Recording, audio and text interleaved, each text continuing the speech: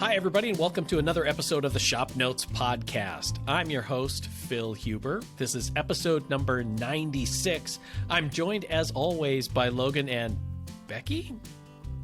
On today's episode, we're going to talk about shop dangers and shop snacks, among other things. So I hope you enjoyed today's episode.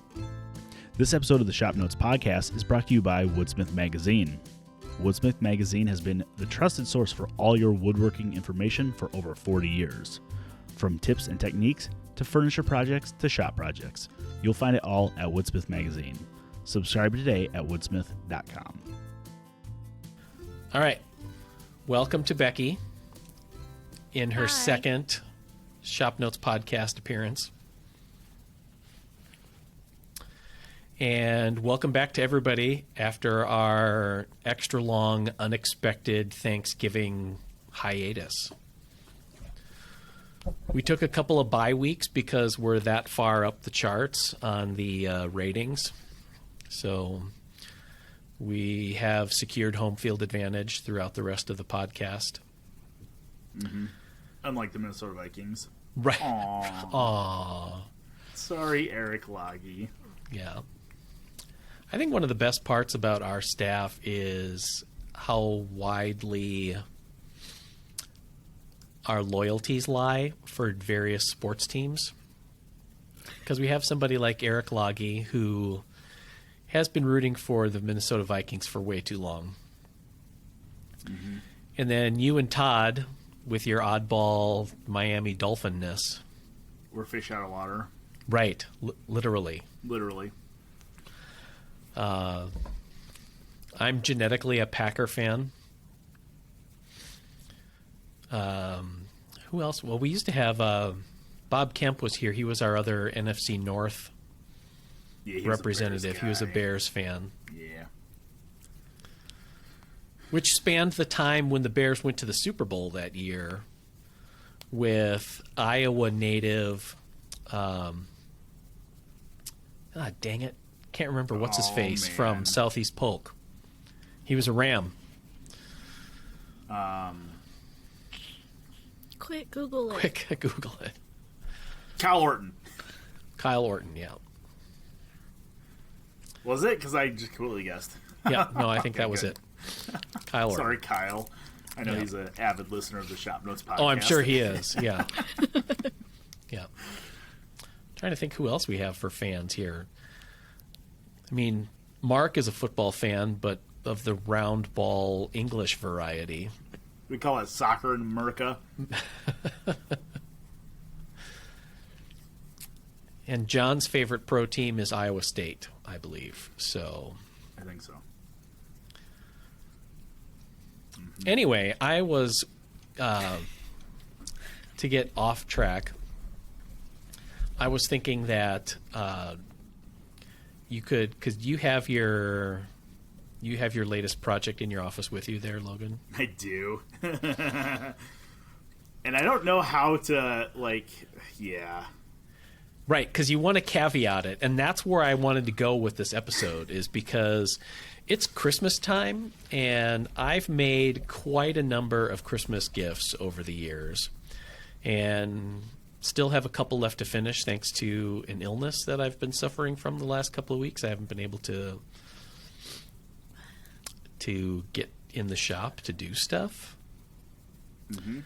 So I've built some projects, tools, and other things that have a certain amount of risk involved. Okay. For example, I made a spill plane for my sister several years ago. And for those of you who have the same look on your face as Becky does right now, a spill plane is used where it's usually a stationary plane, and you pass a piece of wood across it. And the blade is set at such an angle that the shaving that's created is very tightly wound and long. So it creates what's essentially a match that you can use it to help start a fire if you have a fireplace like my sister does.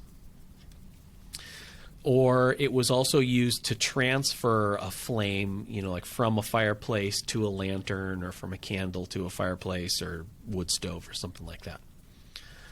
So it's functional and practical in its use, but it also has a certain element of danger in it because there is an exposed blade. So you have to be careful in using it. Use, like it was dangerous because it was fire. No. More just like it's a blade. Yeah. Yeah, because because there is one certain plane in the shop that has bitten me 3 or 4 times every time I use it. It's the Veritas rabbit plane. Oh, yeah, It sticks out just enough that every time I grab it, it nicks me. Yep. So I can see slicing your fingers off. It's kind of like the super slicer for carrots. Right. Yeah. Yep. Yeah, no, so... I don't think that's the plane, Logan. I think that's karma that bites you. Aww. Who invited her? So, I mean, the spill plane could be kind of like a fireplace version of a kitchen mandolin, designed to take your fingertips off. Not the instrument, the mandolin, the kitchen tool. Okay.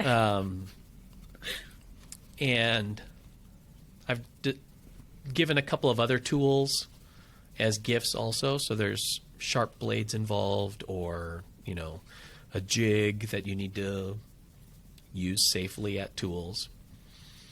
But Logan, you've taken that to another fun level with one of your pop wood projects.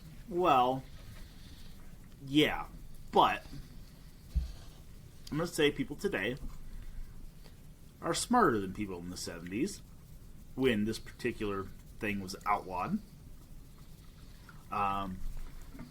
So one of our pop wood projects, well, let me rephrase this. This upcoming issue is an outdoor issue. It's all outdoor projects, right? We're doing a set of 3 yard games. Colin did ladder golf.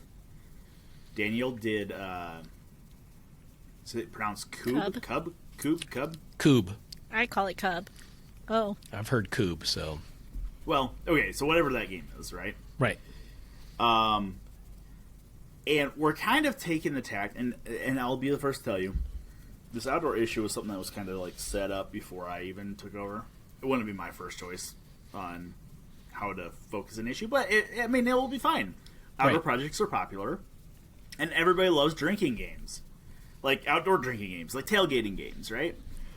There you go. So, I decided to make the best drinking and playing game of all. And that's lawn darts. So, that's right. Yeah. So, lawn darts were outlawed back in the 70s or 80s after one particular unfortunate young girl was killed by lawn darts. I believe her brother and her brother's friends were playing lawn darts in the backyard. I've researched this. And her brother's friend threw a lawn dart. She ran across the yard and got punctured through the skull with it. Okay. So that, coupled with thousands of injuries across the world, outlawed lawn darts. Now, I don't necessarily have a problem with that, but I have a problem with people being stupid. So... Right, because the same thing could happen playing horseshoes. Yeah, or I mean, baseball. you wouldn't get punctured, but... Yeah, or how many people die playing that English game of soccer from cardiac arrest, Like... Those are usually just floppers, though. They're faking it, just trying to draw a penalty. I apologize to anybody whose family has suffered a loss due to soccer. But no, like, in my mind, I'm showing how to make this a lawn dart. With the caveat of, don't be an idiot when you're playing it. Like, responsibility falls upon you as the consumer to not be drinking and darting, right? Yes. So, I guess that's all I have to say about it. Freaking fun little project. I mean, it's some turning, it's some metalworking, it's some HDPEing. So, I just made that up, Becky. It's not a real thing. High density polyethylene. Yeah, I got that Yes. So, no, I mean, just a fun little project. I was thinking, okay, what am I going to, like, yeah, ladder golf, great one to make. Cube, never heard of it. That's a great beginner project. So we kind of stage these projects as a beginner, intermediate, advanced type of thing. This being the advanced one because it takes some more turning and time and stuff like that. But I started thinking, what would I want to go outside and play? Like bags, meh. Nothing else is really something that I think I could easily make and fit into a 2 or 3 page article, which is what each of these projects are. So I thought this would be a fun one. Now, I will point out this tip is blunt. Like, it's not going to damage me. It's about an 1/8 inch radius on the end. So it's not like it's sharp. It's not like you're not going to punch a hole in somebody's vehicle with this thing. But yeah, they would hurt if they hit you. And they would probably send you to the ER. So then you turned the metal piece too, right? Yes, I turned the brass ferrule. So this thing started off as a piece of 3/4 inch brass. So I turned that, faced it off, drilled a hole, and then drilled a mortise on the inside for a tenon that's on this. The through hole is for the 01 tool steel spear tip. The maple dart shaft is obviously turned with a tenon on it to fit inside of here. This thing, the shank goes down to about here somewhere, so it should be pretty strong. Hard maple, turned it all, then ran it through the table saw to make the spline or the slots for the fins. Okay. Okay, so I left the end square back here so you can run it through the table saw and clock it 90 degrees. Then you square those up with the bandsaw and a chisel. Put the fins in after you cut them to shape with a bandsaw, and then you plug the kerfs with just some maple. So then you got a lawn dart, and I'm assuming you're supposed to throw these underhand. Yes. Underhand, high arc, so the weight pulls them down, and you're aiming for a target. Now, I was under the impression there was 3 per pack, or 3 per team. So 3 darts per team. That is incorrect. What I thought I was seeing from the old vintage sets was 3 darts. What I was seeing was 2 darts and an extra fin in case a fin got damaged. So that was my little surprise present for yesterday when I realized I only needed to make 4 of these instead of 6 of them. So I have 1 down. I need to do the other 3. And I was originally going to do like a plywood circle target. So like just a trammel route out a plywood ring, basically. Yeah. But I'm like, that's dumb. I don't want to do that. So what I have seen, and some of the modern lawn darts, which are kind of like Nerf lawn darts, basically. They're like sandbag lawn darts.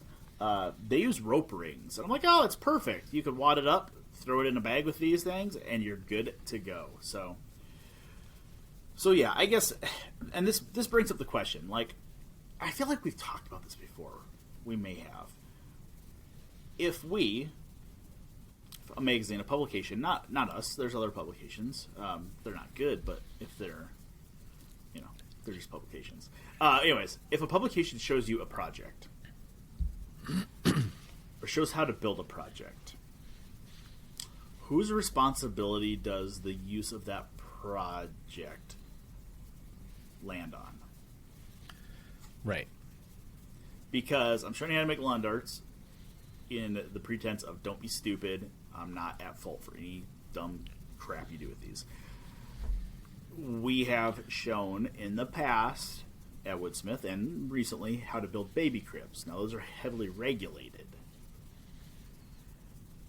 Does that mean that if somebody builds one of our cribs and a kid gets their arm caught in there and falls out and breaks their arm, are we at fault for that? Or is that...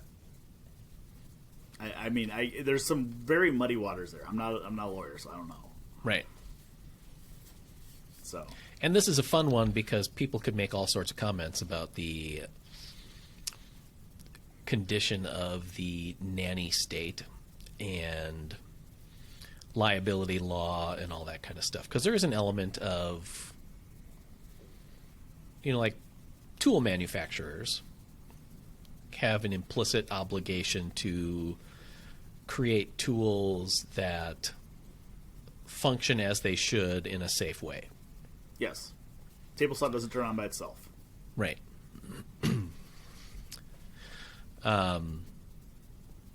But there's also, like, you can do ridiculous things with almost anything and end up getting yourself hurt.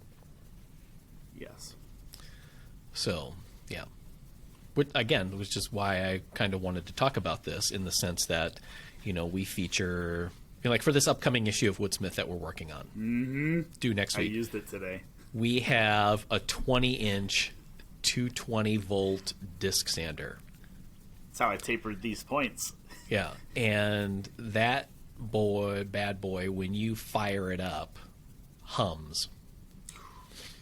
And can remove a lot of material quickly, which is why we wanted to feature it, because commercially made 20-inch disc sander is not in the budget-friendly workshop list. Because I think we looked it up and saw some that were in the, like, several grand category. Yep. You can find vintage ones, but then you're into that vintage buyer beware. Parts, yeah. Is this a 3-phase thing that you need to deal with? All that kind of stuff. So,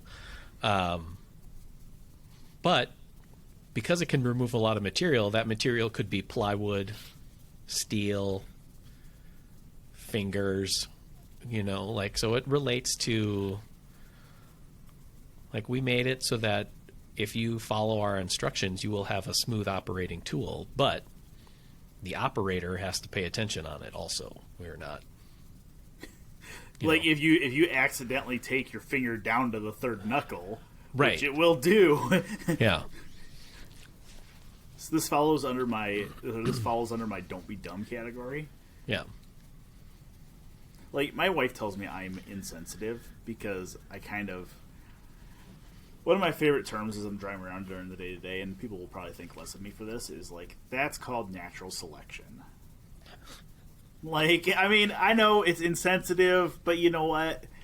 This is something that... It's funny, because this is actually something that's very real and very much a discussion point in the AAW, the American Association of Wood Turners, is the responsibility of safety is the woodworkers or the turners. Your safety falls squarely upon you. Now, that's assuming that you're using a tool that was manufactured to be safe, right? Which I think we can all assume that they are.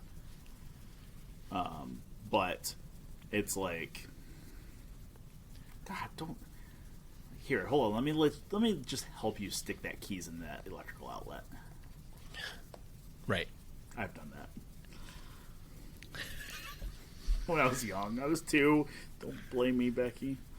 But, I mean, like, if somebody is in their shop. So, okay, here's a good example. Mag switches.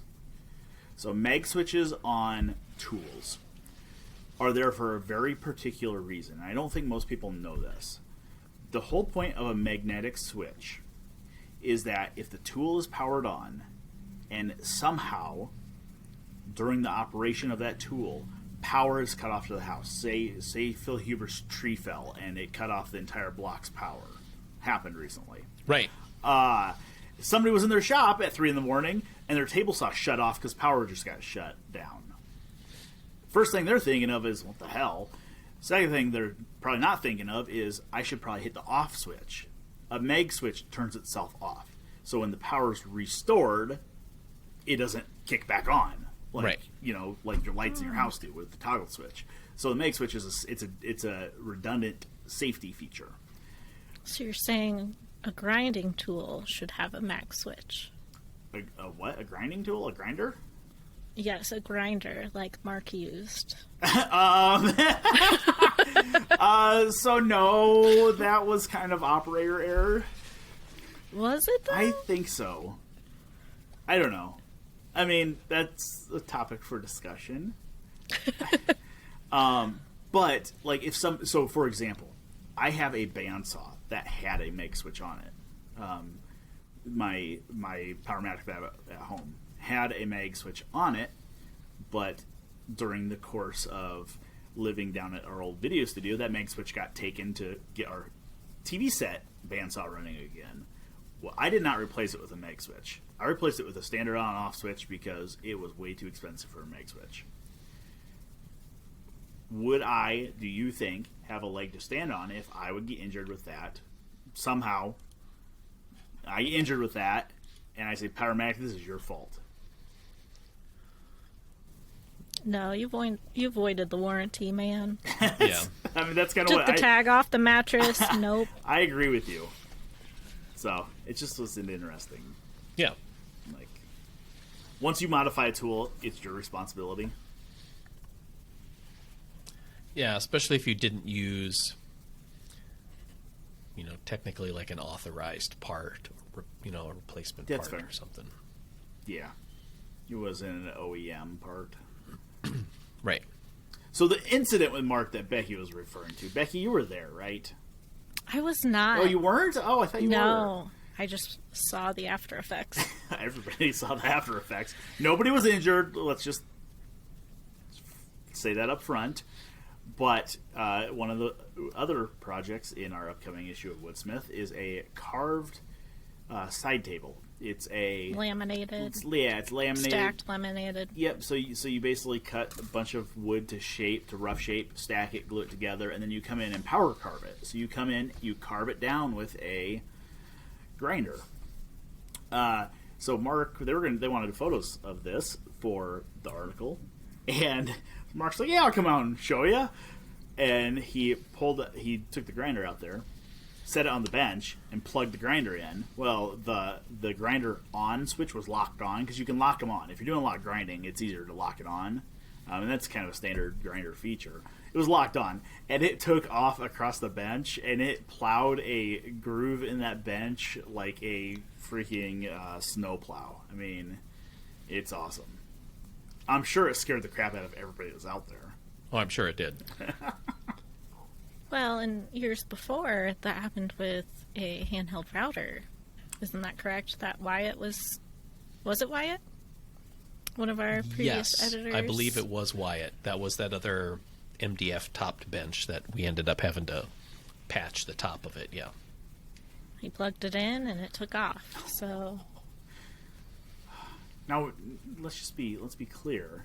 People do that on purpose occasionally. They do the belt sander races. Right. But they don't do router races. Why not? Yeah. See, I guess I've never had that happen to me. I don't know. I'm always very scared that it's going to happen. I don't want to be that idiot in the shop, so I always double check my switch. Yeah.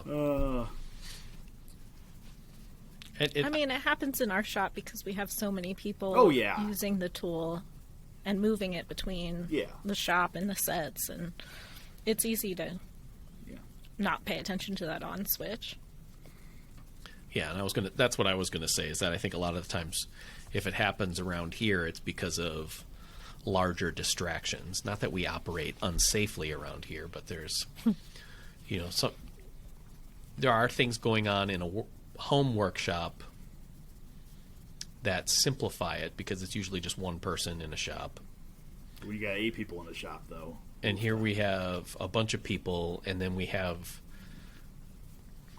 several operations going on at once, where you're not necessarily, in addition to the project at hand, are, needs for video or photo work.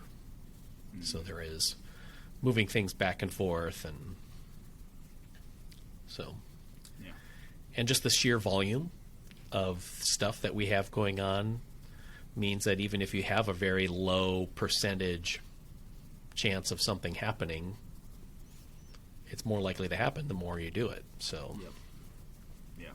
Now I will say, my butt has turned on my sawmill a handful of times. Literally, my butt.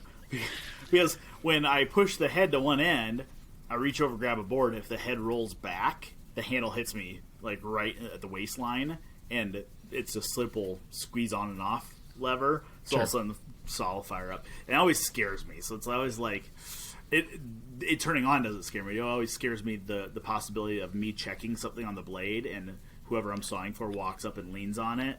So I always make sure before I touch a blade I'm shutting it off because I don't want somebody to accidentally cut my hands off. I'd feel worse for them than I would for myself. Would you rather have your hands cut off or cut somebody's hands off? Whoa. I'm serious. Like, great question, right?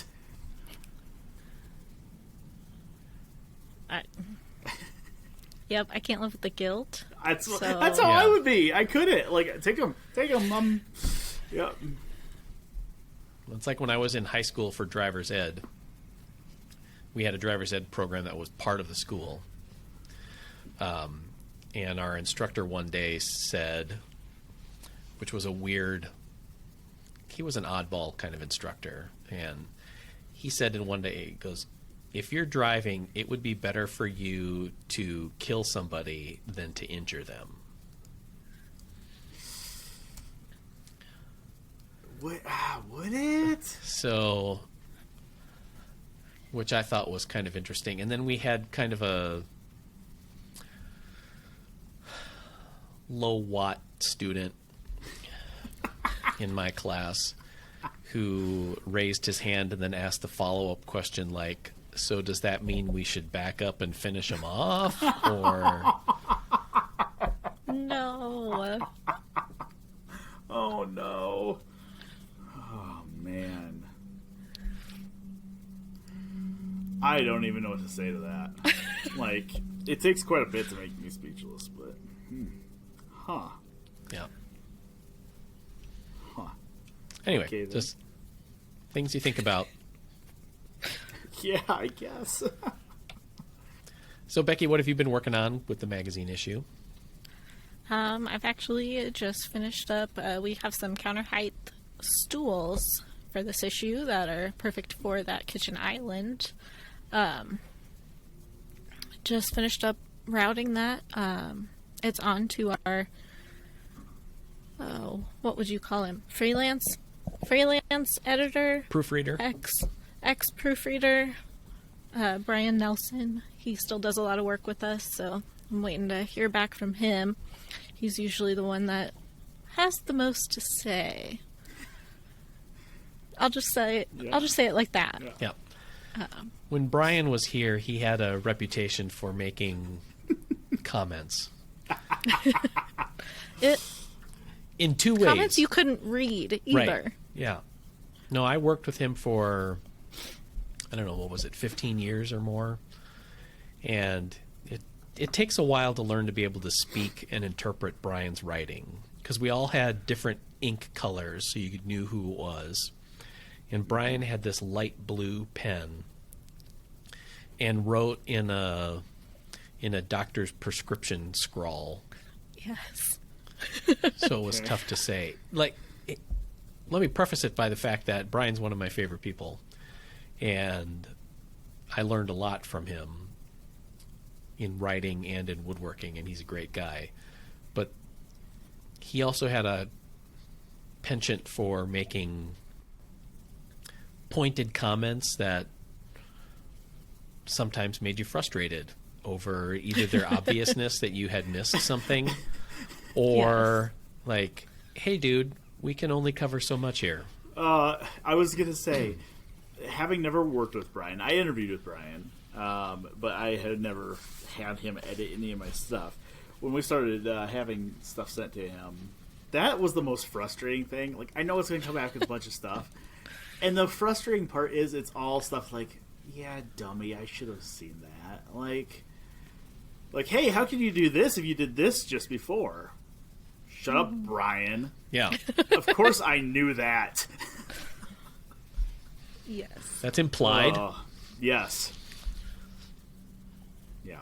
Or some of them, and I think he's gotten a little better. Just thinking back through the projects we've done, I've had him proofread. I think he's gotten better at this, but there are a handful of times where he'll leave a comment, or he has a tendency to leave a comment like, why was this built like this when it could have been done this way? Much simpler, much more simple. And it's like, well, I don't know, but that's something that should have been discussed during the meeting, not right now when we're 3 days from going to the pre-press. Yeah. So, it's just one of those things. Speaking of which, speaking of working with people, okay, I met one of the former Woodsmith editors this last weekend.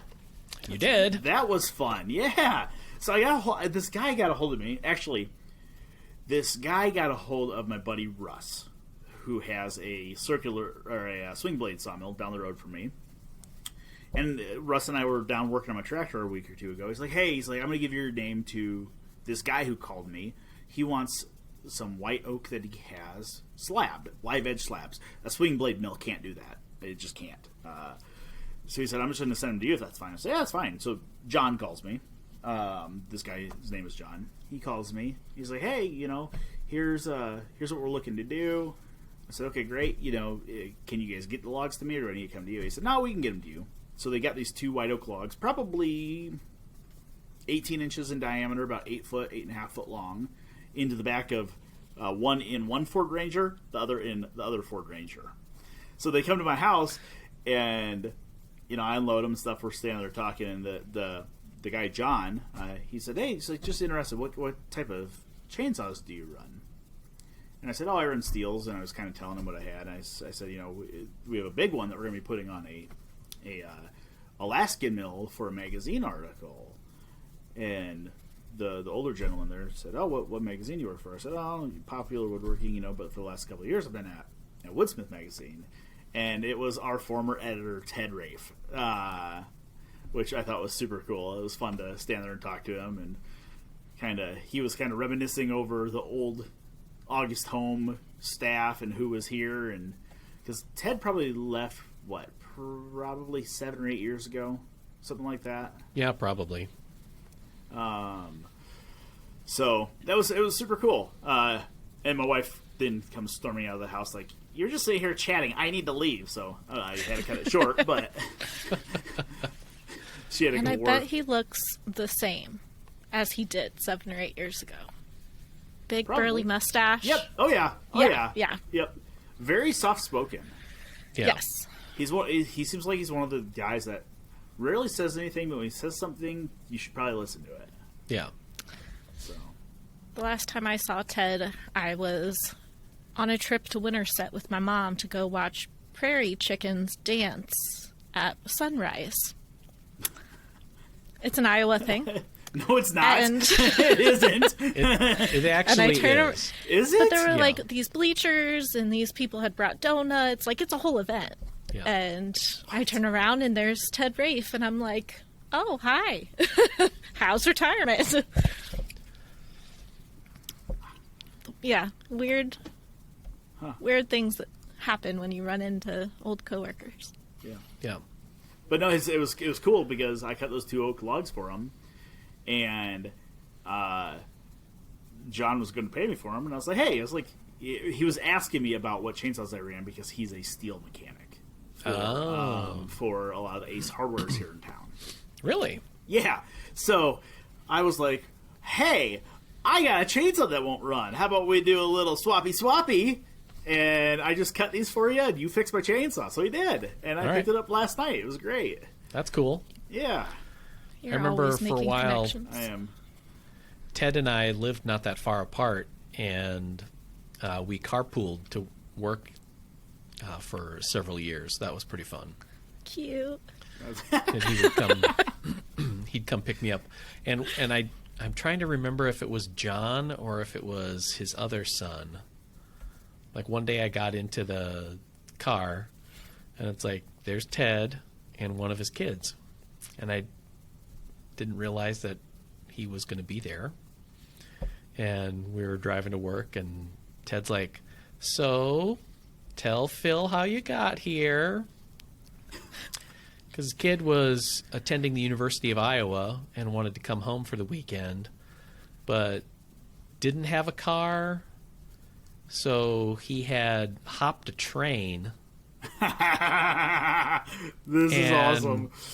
And boxcarred his way from Iowa City to Des Moines.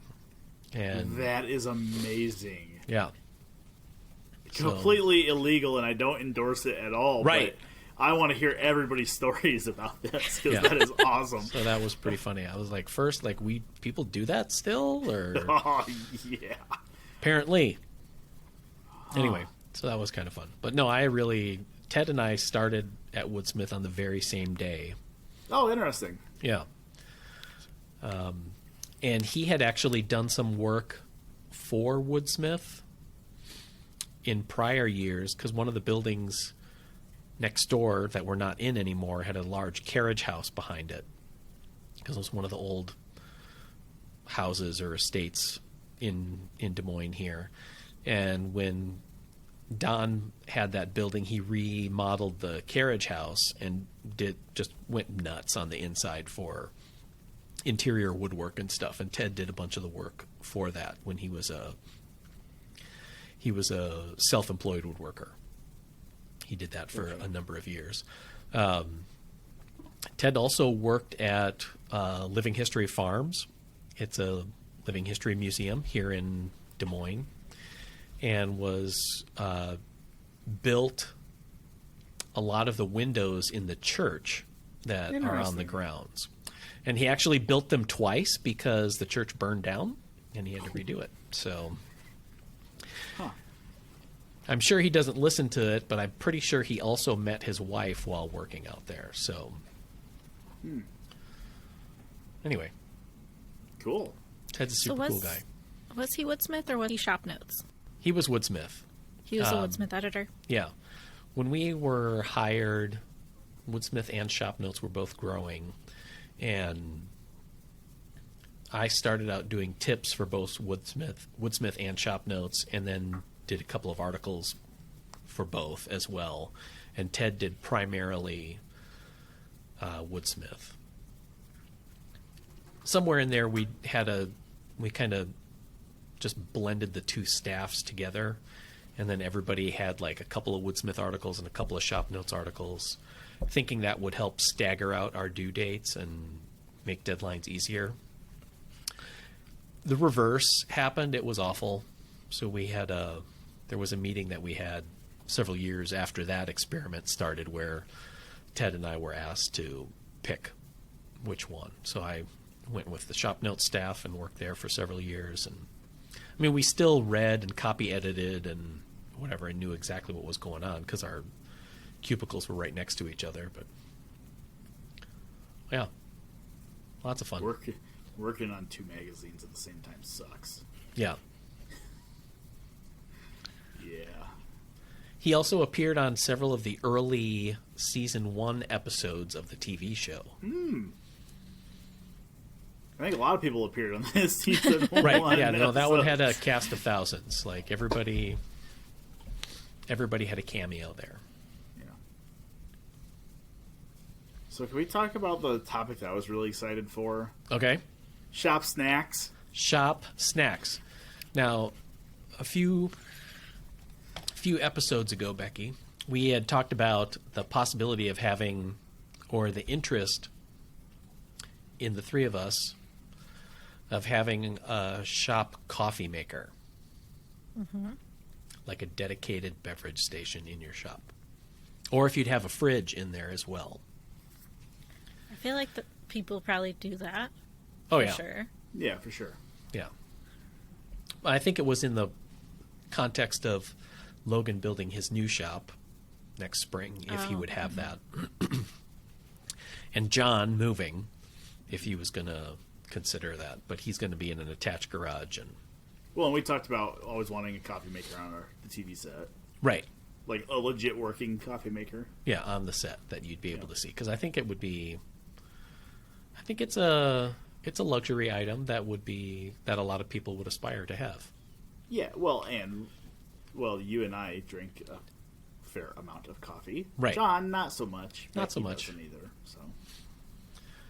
I feel like there's enough Starbucks popping up that you could probably get one in your new building. That's true. The Vandalia Drive Starbucks. Right. Yes. Or at least a Scooter's drive-through or something. Yes. That's true. But connected to that is what you would have in terms of shop snacks. Mm-hmm. Where this started from is just before we went live to record here, Logan says something along the lines of, "What's my Hot Pocket stash look like right now?" It was empty. Spoiler alert. Right. Yeah. No, okay. Hot Pockets are a great shop snack. And I'm saying this because I have recently rediscovered my love of Hot Pockets. Not necessarily like the pizza Hot Pockets. I like the breakfast Hot Pockets, like the bacon, egg, and cheese ones. So, like, I recently discovered, I don't know what brand they are, but somebody makes a Hot Pocket, bacon, egg, and cheese Hot Pocket with a pancake crust. So it's like the salty and sweet thing. They're phenomenal, and it's the perfect shop snack. You make it in the microwave. It comes with a wrapper. You cook it in it, and you hold it with it, and you can eat it while you're walking around trying to decide what you need to do next. Right. So your coffee bar needs a microwave as well. Okay. Yes. Yeah. So to microwave your coffee after, right? No, you didn't. Becky knows That I have too. a problem with that. So that would be the question that I have for listeners and viewers is to send in is, A, do you have a microwave in your shop, or would you be interested in having one along with a coffee maker? And what would your shop snack be? Because I think I like the idea, I agree, of it's got to be hand food. Oh, yeah. You're not going to have Yeah.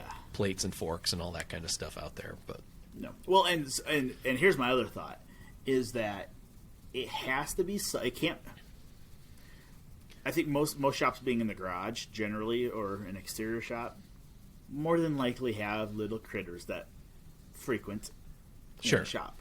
So you don't necessarily want like a bag of popcorn sitting there because they could just nibble through it, or a bag of Doritos or something. They can nibble through it. Yeah.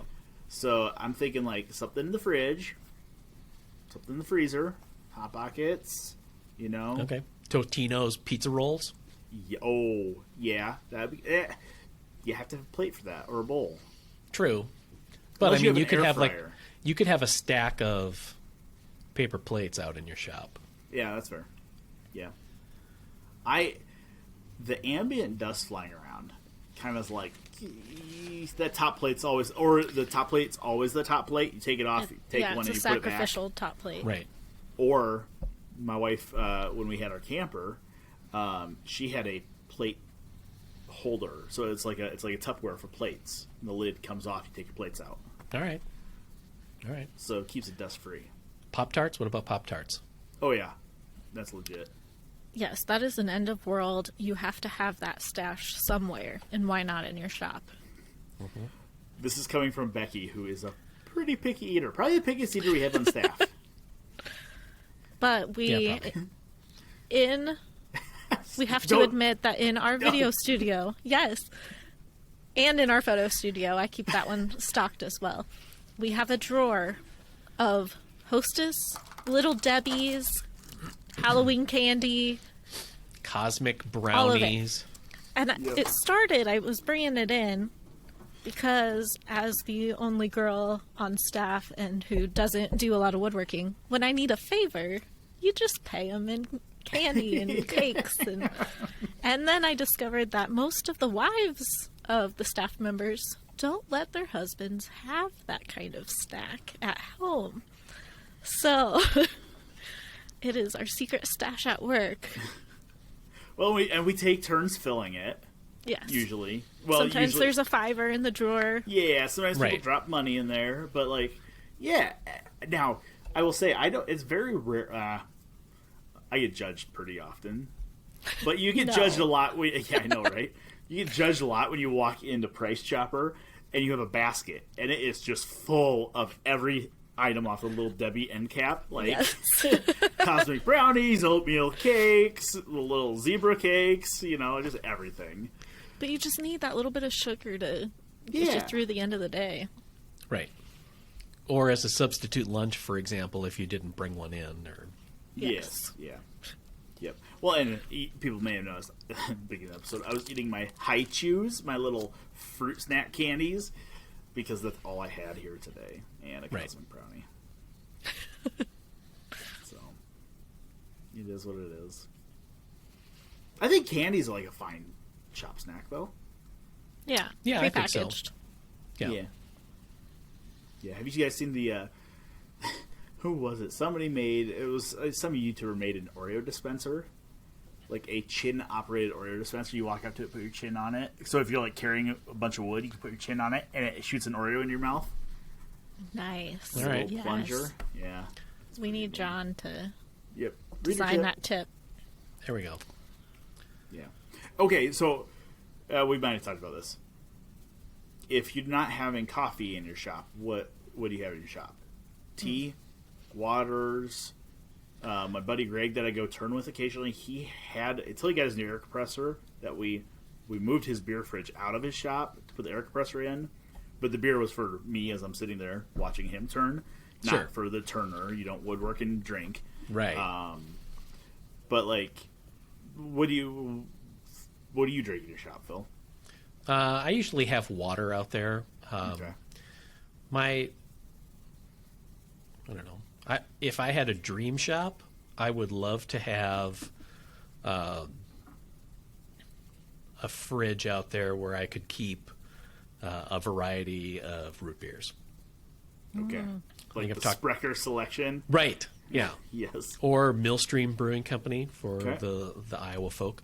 I have in-laws in St. Louis and got connected to Fitz's root beer. So if anybody's ever had Fitz's, that's some solid stuff. I'll accept that. So yeah, I'm a root beer aficionado. That's what I would have. Okay, that's fair. See, and I don't usually drink a bunch of soda, but you know what I did buy recently when I was at Menards? I bought a 6-pack of Sundrop. Oh, baby. I love it. Wow. Love it. Yeah. It was like $2 for a 6-pack of bottles. And if I ever, very rarely do I crave a soda, but it's like, it hits the spot. Yeah, no, Sundrop's good stuff. Yeah, grapefruit flavor. Yeah. Ooh, what if we put a water fountain in, like you see like at the old mall? School. Yeah. But Phil's would be filled with root beer, of course. Sure. Okay. That'd be fine. I always thought it would be cool to have on the set one of those old school soda machines where instead of being like the vending machine that's upright, it was the like chest style where you had you had to slide it open and you pulled the bottle out and had the opener on there. I always thought that'd be cool to find a vintage one of those to be able to have as shop art. So if you have a drink in your shop, where do you put your drink? I actually have a designated beverage placement surface. Okay. Because, and there's a reason. I know. And I asked this question for a reason, but I wanted to know why. Right. Because I've had the bench that I had up until earlier this year had an MDF top. And I set soda cans on that bench periodically in the summer where it condensed and had like the little raised MDF soda ring or staining. So I actually I made a cart in my shop because it's in the garage that I keep my like car care stuff with. So like mechanics tools and all that kind of stuff. And the top of that is MDF also, but I put like 73 coats of polyurethane on it, so it's fully saturated. And that surface I know is meant to get beat up and oil spilled on it and all that kind of stuff. So it's kind of like right as I turn around behind my bench is where it is. And so if I go out there and I have, a travel mug of coffee or water or whatever, it always goes there and then usually serves as a good memory aid to bring it into the house when I'm done. Now, I asked this because I don't ever really. Occasionally, I'll have a coffee cup in my shop with me, my shop's in the basement, so it's like I got a mini fridge, 10 steps outside my shop. But like, I don't usually have drinks with me, and I can just see myself, like, if I put it on my bench, it gets knocked over onto something. Right. Or it gets knocked on the floor. If I sit on my table saw is going to have a bunch of rust rings. Because I know a lot of people that have rust rings all over their table saw. Or jointer. Or jointer. Yes, Mark and his joiner. Yes. So, like, and I mean, that's a great example. Mark always has a cup of tea with him. Right. Not being stereotypical to English people, he always has a cup of tea with him. Yeah. So it's just like, maybe I have a workbench build coming up for Popwood here in about 3-4 issues. Flip out cup holder, ching, like old like 1992 Corsica style. Like you push a button on the side, it slides out and foot drops down. There you go. All right, I can see that. So I'm on this podcast to call people out. This is my call out to your twin there, Dylan. Oh yeah, he's bad about it. That guy has coffee mugs, glasses, cups everywhere. Tupperwares. You know where he's been because there'll be a little cup in his wake. Yep. That's funny. Dylan and I were doing photos all day yesterday, and I think there was like 4 coffee cups and like a Gateway takeout container sitting there, and I'm pretty sure he was using another Gateway takeout container for water so he could scrub his glue joints when he was done. All right. Oh man, that's funny. But yeah, if you had a built-in cup holder. Yeah, there it is. Yeah. But now I have this problem in my truck though. I have so many different styles of coffee cups. There's like not a universal one, and it annoys the crap out of me. So there's not a universal cup holder that will hold every single style.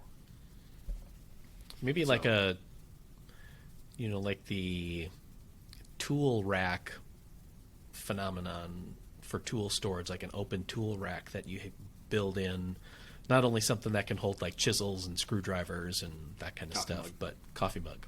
Yeah. Like, I don't mind, like, if I'm going to be in the shop with coffee, use something like my Craig cup here. Right. That has one of these. And I just debated this with a friend of mine this week on the validity of having an open and close. Because he's the type of guy, he pours a cup of coffee, he puts 4 ice cubes in it immediately. And he drinks it cold. He can't drink hot. He cannot drink or eat hot stuff.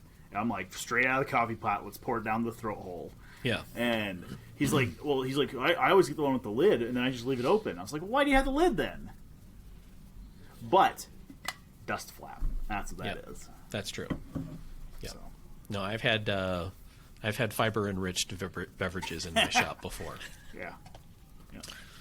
Not necessarily the best. So. I've had worse though. Right. That's true. All right, that siren means that it's the end of another episode of the ShopNotes Podcast. So if you have any questions, comments, or smart remarks, you can leave them in the comments section on our YouTube channel or email us, woodsmith@woodsmith.com. Coming up on episode 100 in a few episodes, and we want to make that one kind of special, so stay tuned for that. Otherwise, thanks to Becky for joining us at the last minute, and we'll see you next week for another episode of the ShopNotes Podcast. Bye, everybody.